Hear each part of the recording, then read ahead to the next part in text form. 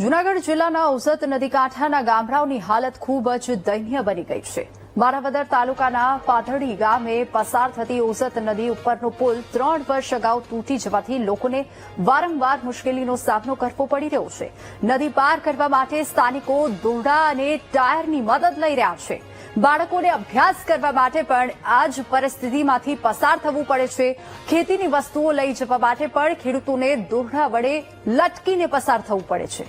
ઉપરાંત મેડિકલ ઇમરજન્સીમાં પણ દર્દીઓને સારવાર માટે લઈ જવામાં પણ મુશ્કેલી પડે છે।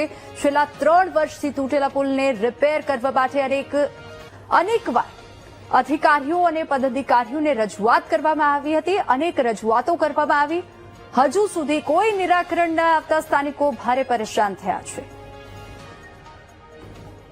જે ઓદર નદીનું એક જૂનું પુલ હતું તૂટેલું છે, ત્યાં અમારા ગામના ખેડૂતોને જવા માટે અવર જવર કે રસો બાંધેલો છે ને એમાં ટાયરનો સહારો લઈ અને આવક જાવક કરવી પડે છે। અમે વારંવાર તંત્રને રજૂઆત કરવા છતાં આજની તારીખે અમારા ગામમાં એ પુલિયાનો કોઈ પણ જાતનો નિકાલ થયો નથી।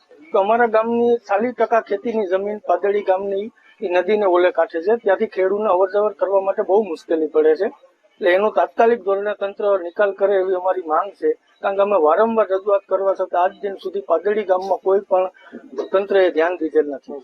સરકારે 481 કરોડની જે યોજના આ ફેઝ 2 માં મંજૂર કરી છે, તેમાં આ ગામ ઉપરાંત આ વિસ્તારના આ નદીમાં આવતા બીજા ગામો સુત્રેજ એમાં 3 કરોડ રૂપિયા, પંચાળા ગામ માટે 3 કરોડ રૂપિયા, સરોડ ગામ માટે 70 લાખ રૂપિયા તેમજ મટિયાણા ગામ માટે 70 મળી આવા કુલ 5 ગામોનો સમાવેશ કરેલ છે, જે હાલ વહીવટી પ્રક્રિયા હેઠળ છે। ટૂંક સમયમાંની મંજૂરી મળે કામગીરી પણ ચાલુ કરી દેવામાં આવશે।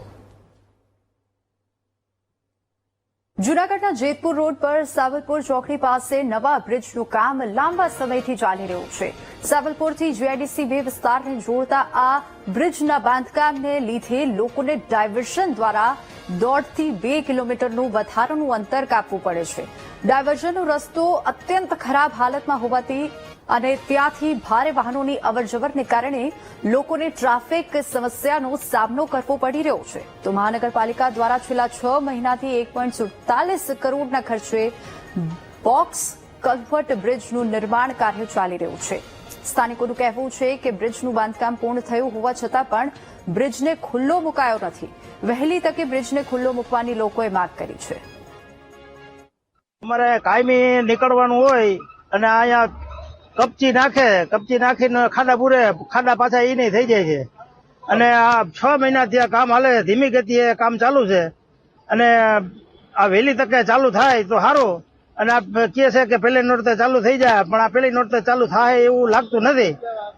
પબ્લિક હવે થાકી ગઈ છે। હાવ પુલ બન્યો છે, તમને લાગે છે કે ખરેખર આનાથી મુશ્કેલી ઓછી થશે? અરે મુશ્કેલી તો બહુ જ છે, પૂરેપૂરી મુશ્કેલી છે અને હેરાન બહુ છે। આમ જેડીસી આખી ફરીને જવું પડે છે, બહુ તકલીફ પડે છે, ખાડા એટલા છે, વાહનને બહુ તકલીફ પડે છે।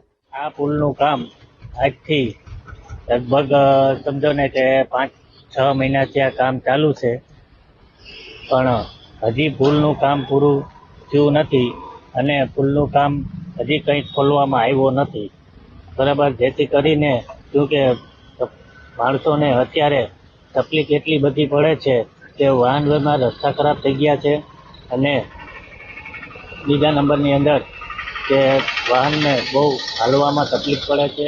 જીઆઈડીસી નો બ્રિજ છે એ હવે ટૂંક સમયમાં એટલે કે 5 કે 7 દિવસની અંદર એ ખુલ્લો મૂકવામાં આવશે, જેથી કરીને ડાયવર્ઝન હતું અને ટ્રાફિકનો સમસ્યા વધારે થતી હતી એનું પણ સોલ્યુશન થશે અને ટ્રાફિકનો પ્રશ્ન પણ હલ થશે। કેટલા કરોડના ખર્ચે આખું આ પુલ બન્યું છે?